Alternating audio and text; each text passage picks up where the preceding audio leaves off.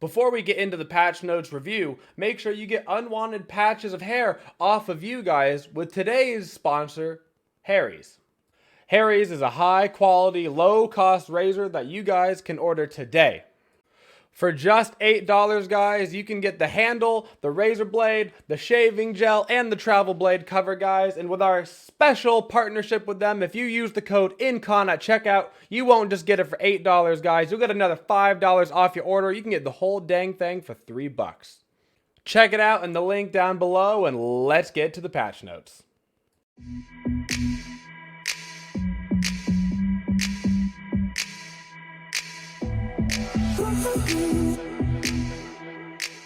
Hello everybody, Incon here to talk to you about our patch notes 5.23 update notes. Guys, we've got skins, we've got some decent balance changes, and we've got the tier 5 Ares skin.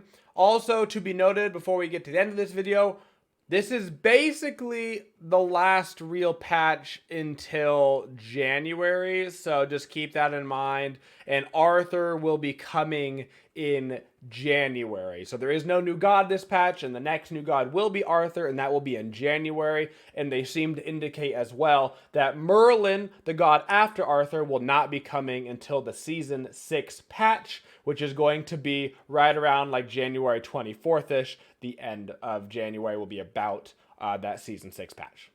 So on our first set of skins, we've got Jingle Shell's Kuzenbo, guys. That Kuzenbo skin you'll actually be able to get for free. All you got to do is go play a game of Smite. Basically, in between the time it comes out in the next patch, you'll get it for free. You've got Dual Tech Hell, that's using that classic robotic skin. And you've got what can only be referred to as Furry Cirquette. Nothing wrong with being a furry. Just a little bit weird to see Cirquette doing it. You know what? Be your true self, Cirquette. Be you. After that, we've got Battle Queen Hera, which is basically just, it's like their Odyssey lore Hera skin. It's okay. They've got Shadow Stalker Itsunami, which is super rad. My only concern with skins like that is that it's kind of confusing. Is this Itsunami? Is this Bakasura? Is this Apwash? They've all got the same style of skin. Same kind of concern that I've got with this Dual Tech Hell. Kind of looks like Janice. They're cool skins. I just get a little bit concerned for new players being confused. Like, oh yeah, I remember that character. And then they get hit by a new ability. And they're like, what? So we'll see how that pans out. And then we've got Count Baron Samedi, which is basically Vampire Boy Baron. It's a fine skin. I think it looks cooler on the card art than it actually does in game. So then finishing it up, guys, we have two of, I think, the hypest skins we've gotten in quite a while. We've got our Zhong Kui skin finally for the first time in, well, my watch says literally ever. And we've got the tier 5 Ares skin, the God Slayer Ares. The Zhong Kui skin, super rad. It's actually got a pretty good voice pack as well. You know what goes bump in the night? I do. So we got that sweet Zhong Kui skin coming out. It's also got a super amazing pet. You know how Zhong Kui has like that little pet thing that you have? Because it's normally a scroll, you do double auto. Well, he's got like a little blue ghosty and all of his effects are blue, and that's super rad. And then we've got the tier 5 Ares skin, which has 4 different forms, pretty typical of the tier 5 skins. The real claim to fame of this Ares skin is that once you get to level 20, you have a special emote basically that lets you switch back to any form that you want to be in. So you can, if you like your first form the best, you can just transform back to it. You're not going to like the first form the best because this is the last form and it is by far the coolest, and it sounds like this. I have made my choice. I will be all-powerful. Nothing else matters. I will grant this wish. So if you choose the first skin, you know, I don't know why you even have the skin at that point. Like, why did you buy the skin if you want to use the first part? Like, it's what? In this patch as well, guys, we've got a new adventure. Calling it a new adventure is a large stretch. It is literally a copy-paste of a previous adventure. They're basically taking the Loki section of one of the previous PvE adventures and just throwing it in there so you've got something to play if you want to play an adventure. And they said also for those players that didn't make it that far and weren't good enough to make it to that section of the dungeon, but like also if you weren't good enough to make it to that section of the dungeon, yeah, no. But whatever. Who cares? It's PvE. I'm not going to play it. You might play it. It's more content. It's basically just recycled content, though. Now into the stuff that we really do these videos for, guys. The balance changes. I don't believe, if I recall correctly, there's any item changes in this patch, but there was a few significant god balance changes, starting with our boy Puch. Puch is having two different changes made to his character. One, Undead Surge, that is your one ability, is going to have the slow duration decrease from 3 seconds to 2 seconds, so the severity of the slow not being decreased, but the overall duration is. So you'll still be able to use it for things like combining it with your 1 and your 2 to make sure you get that big burst damage off, because they're still going to be equally slowed, so they won't be able to get out, but it does mean that you won't be able to throw out your 1, hit him with your 2, and then have him slowed for an extra second just because to help hit your other teammates' abilities. So pretty decent nerf in that regard, but the way bigger nerf that you're going to see over here, I'm going to move myself out of the way, beep boop, beep boop, is Empty the Crypts. They are decreasing the duration from 6 seconds to 5 seconds on that, guys.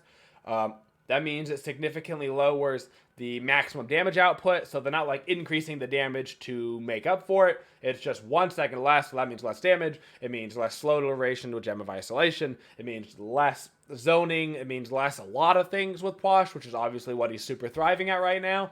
I think it's a good change, and I don't inherently think this is going to make our Puch bad or anything, but it might make him a little bit backed off from that super top position in mid lane where he's been for a while, and especially was showing how strong he was at places like Worlds.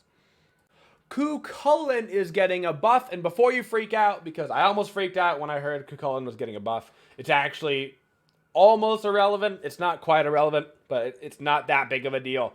They're decreasing the cooldown of his ultimate from 100 seconds to 85 seconds, so a 15-second reduction on his ult cooldown. And they're updating the description of Chulainn in his monster form to show the cooldown on the ultimate, which is 35 seconds at a base level. They're not changing it. They're just making the tooltip actually show the cooldown on your ulti.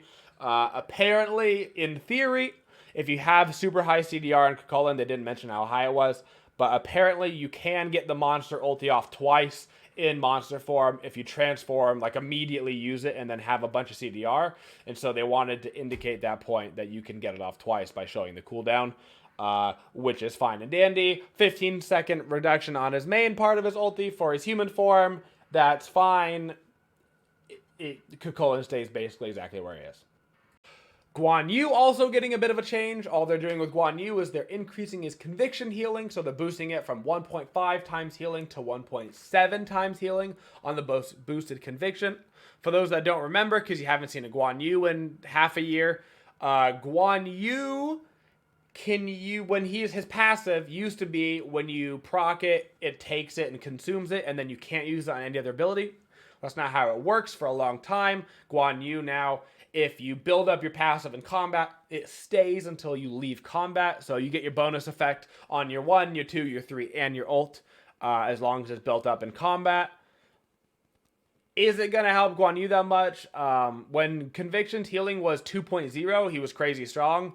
1.5, people just kind of stopped playing Guan Yu. But also the meta shifted, so I don't inherently think that Guan Yu's nerf is the reason why he stopped getting played. I think he got nerfed as metas were shifting. So I don't think we see Guan Yu come back into the meta until the meta shifts back into his favor, potentially with Season 6. For all of my Hades friends out there, you're getting a very, very, very significant buff on 2 different fronts. So rejoice to Hades players around the world, including this guy. I do, in fact, love Hades mid. Step 1, they're increasing his movement speed from 355 base to 365. So you've seen a couple people getting their base movement speed increased by 5 lately. I believe Ymir got increased by 5. I think Sylvanas got his movement speed increased by 5. But they're actually giving Hades 10 movement speed. It's a pretty big deal. Helps you catch up to use that auto attack that kills somebody. Helps you get in range of your 2, so you get your fear off. Helps you get in range of smashing everybody with your 3. Just getting out with your dash. 10 movement speed is actually fairly significant. But way more significant is the buff to Pillars of Agony. You can see down below, guys. The protections will stay the same what they were beforehand, 60 when you rank it up for the first time level 5. But by the end of the game, it's going to give you 160 physical and magical protections instead of 100. So basically, it's giving you half of the protection cap while you're in your ultimate form. This change obviously made to help keep Hades alive. They don't want to make him invulnerable in his ulti, but they do obviously want to make him a very tanky, beefy boy. And they're going to be doing that. So I think this is going to let Hades players, particularly Hades mid players, get away with not having to build almost any defense items. I think maybe you throw something like a Mantle of Discord on your Hades. You get those 60 protections. You throw that on top of the 160 you get from your ulti. Now you've got 220, plus you get that passive proc on Discord. I think you're going to very easily be able to get away with one defense item Hades now instead of two defense item Hades, which is a strong change for his damage. Now, our final change, guys, in this patch notes, our craziest change and the change that I actually like least in this patch notes. We're going to go through it. It's got multiple levels. It can be kind of confusing, so let's talk about it. Vamana now gains a stacking health shield every second equal to 0.6% of his max HP per 0.2 seconds.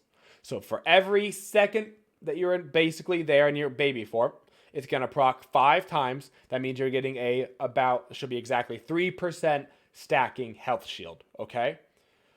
While you're in your ultimate. They changed his heal tick to every 0.2 seconds instead of 1 second. So right now the ultimate heals you, and it heals you every 1 second for a big chunk of health. All they're doing is saying, hey, how about we heal him every 0.2 seconds so your heal is more consistent. So you as a player know when your healing's coming in more often. That's not actually a change. The health shield is a change. That regen is just saying, hey, we're going to have it proc more often, which I guess is kind of a buff because technically that 0.2 second heal could could save your life compared to the 1 second buff.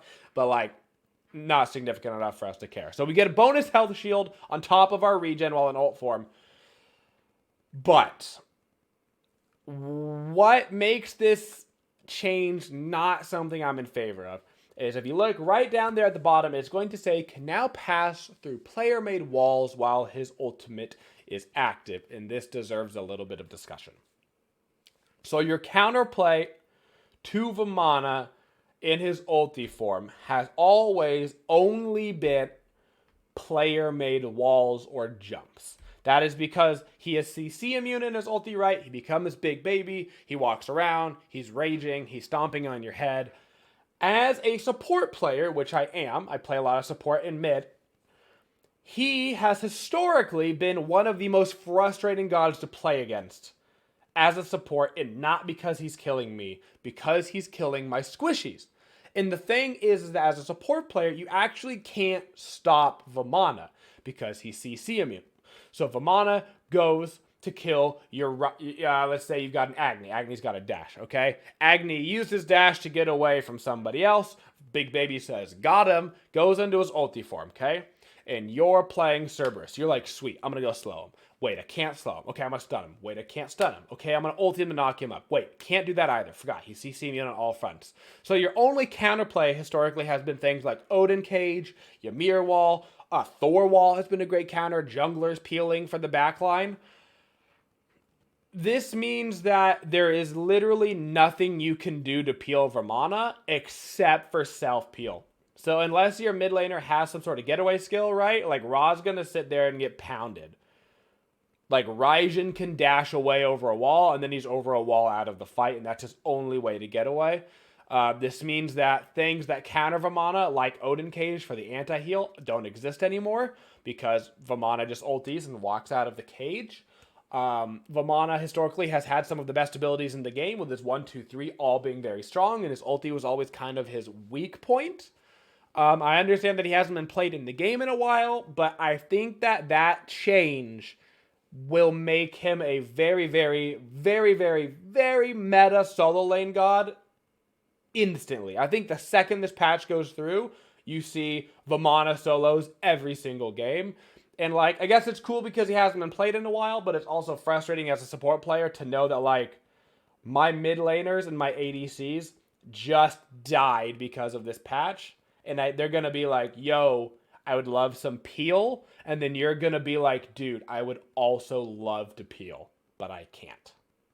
That's it, guys. That's patch 5.23. Like I said, I do believe this is going to be the last patch in December.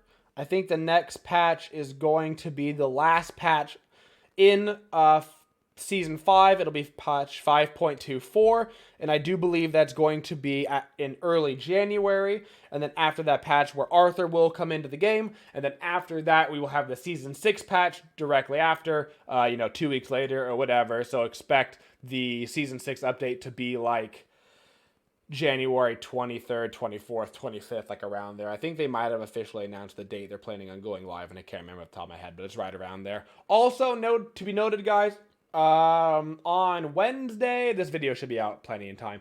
On Wednesday, let me look at my calendar, the 12th, Smite is going to be down, I believe, on all platforms all day.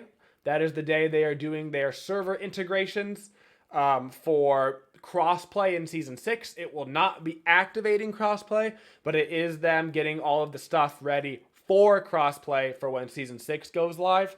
So on Wednesday, Smite is planned to be down for 24 plus hours. So don't expect to play any Smite that day on any platform. And that's it for me, guys. Hope you enjoyed the video. If you did enjoy the video, feel free to go check out our sponsor, Harry's, guys. We've been working on getting some sponsors to help out this content that takes more time and stuff, and we've been working with some really amazing partners. So it's just pretty rad. And so if you want to go check it out, go check it out. And don't forget to use code Incon, because don't pay an extra $5 if you don't have to. That doesn't make any sense. But thank you guys so much for watching, and as always, have a twitching day, y'all. Thank you for watching the video. If you liked the video, please go ahead and hit the like button. And if you like the channel, go ahead and subscribe and ring that bell, guys, in order to get notifications for our uploads. If you want to go the extra mile to help support the Twitchiest community, you can always go to our Twitch channel at twitch.tv/Incon and use your Twitch Prime sub there. It's a great way to help support the community. Thank you so much for watching, and as always, have a twitching day, y'all.